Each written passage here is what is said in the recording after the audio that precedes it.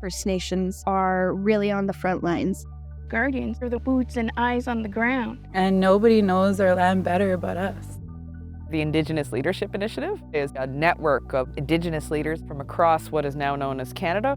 What we're particularly interested in is advancing Indigenous-led conservation and stewardship and programs like the Guardians program. Guardian programs are designed for and by those Indigenous communities. And the role of the Guardian program is to gather information so that the leadership will be able to make informed decisions that affect the communities. So we're checking the data logger, tells us how the water differs in the different areas, how fast it's moving, how fast it's flowing. All this will tell the age of the fish, how long it's lived throughout the delta. Black ash tree is very low in population. We work to germinate these seeds and increase the population. So the species isn't lost. This program started here to monitor hunters so they don't poach or go in areas they shouldn't be in. The conservation officers, they're not coming up here not doing that. If we don't do it, the Guardians, no one would be doing it. Guardians really are about learning and watching and caring for land. Guardians create good jobs in communities, supporting families. Full-time employment as guardians, it means a lot to our families. As a single parent feeding 4 kids in a really isolated community, I am so grateful for this job to put a roof over the head, pay the bills, have food on the table. Since 2013, we've more than quadrupled the number of Guardians in this country, with over 1,000 working every day to take care of the lands, not only for our nations, but also for everybody. Today we are putting up a climate monitoring station. Learning about climate can tell us why the caribou here are depleting. It's going to help us protect the animals. It could take up to 10 years of data before you see trends in climate change.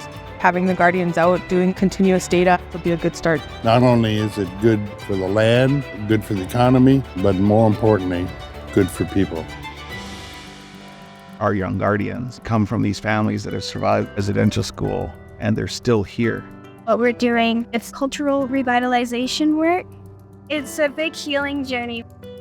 That is the face of our resilience. Not only jobs are reviving the community, it's not unknown that a lot of our communities have social issues. The more we create programs, particularly on the land, we get away from that. We create a more healthy dynamic for the community. I really credit my time being a Guardian and that outlet of being able to reconnect with my land that really probably saved my life. With the Salmon Resiliency Camp, we're bringing our community members back to where they were displaced from to get back some of these teachings that were taken away from us.